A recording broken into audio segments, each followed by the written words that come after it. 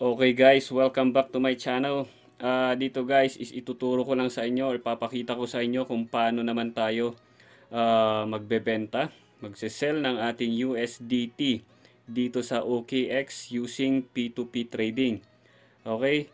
So, ayan kung makikita nyo yung aking asset is nasa 257 PHP na lang ano.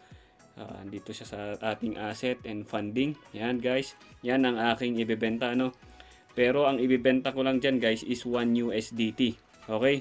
So ipapakita ko sa inyo. So dito kasi sa OKX is as low as 1 USDT pwede na kayo magbenta sa P2P trading. Yan. So pakita ko sa inyo. Sundan nyo lang ang aking gagawin guys. So yung sa GCash payment method pala guys, may ginawa akong video tungkol doon. Ilalagay ko na lang sa description. So balik tayo. Punta na kayo sa inyong P2P trading. Yan dito guys. Yan. So dito pala sa OKX guys, kailangan verified ang inyong account para magamit nyo ang P2P trading.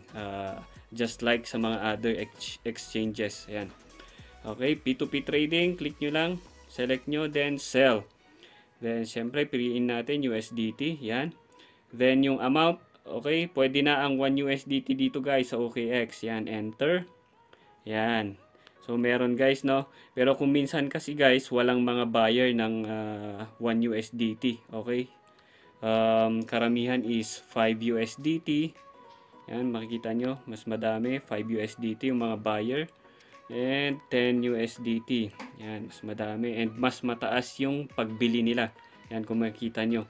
Mas mataas sa kanya no, 56.23 unlike sa kapag 1 USDT lang yung bibenta mo. Yan guys, oh, yan lang ang bili nila sa 1 USDT, 55.5. Pero for the sake of this video guys is 1 USDT guys ang ibebenta natin at saka kulang-kulang din sa 5 USDT yung aking asset na. So 1 USDT lang tayo. Yan. Siyempre tignan nyo yung kanyang review. Makikita nyo dito is 100% siya. So sa kanya tayo magbenta. 55.5, sell tayo sa kanya. Okay, order limit guys is 1.01 USDT. Okay, yung minimum niya. So 1.01. Yan. O, di ba? Pwedeng 1 USDT guys. Yan ang kagandahan kay OKX. So sell with zero fees. So GCash guys ang payment method dito. So, yun. Sell with zero fees. Yan. Okay. Okay, yan. GCash ang ating payment method. Sell. Okay, yan. Okay, you have a sell order. Tingnan natin yung chat niya. Okay. So, hintayin natin to guys, no? Up to 10 minutes. More or less. Okay. Pero wala pang 5 minutes yan guys. Meron na. So, hintayin natin yung ating buyer na magbayad sa atin muna. No? Make sure guys na i-check nyo yung GCash account nyo before releasing yung asset sa mga buyer ng USDT. Okay. Sending. Yan. Nag-message siya guys. Sending. Okay. So, hintayin natin. So, may mga notification naman na lumalabas guys, no? Pagbayad na yung buyer. Okay. But make sure guys na check nyo yung GCash account nyo muna.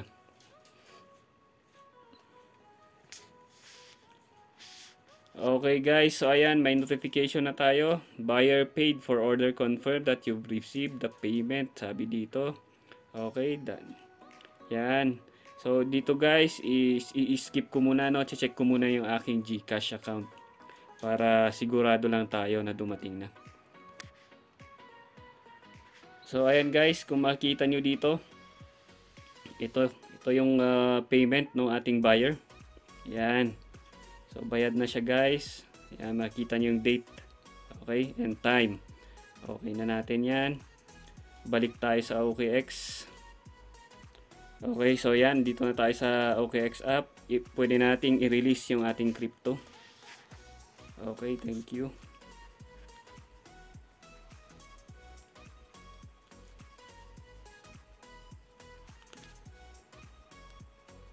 Yan. So, release crypto na natin. So, upload natin yung ating payment proof. Yan. Yan. So, in-upload na natin. Release crypto.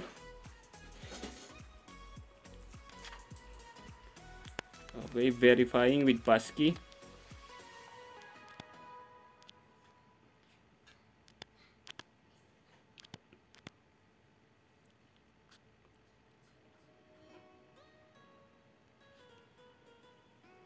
Okay, so switch tayo sa authentication method na lang. Yan.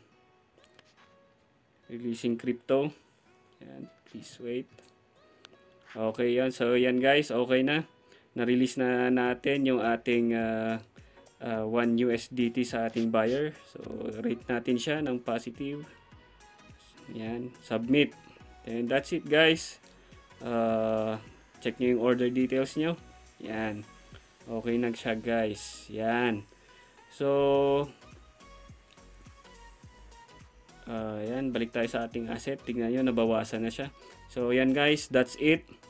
Ganun lang siya kasimpleng benta ng USDT dito sa OKX using P2P trading. Sa ating ang payment method is GCash. Okay, so that's it guys. Kung may mga katanungan kayo, mag-comment down lang kayo below.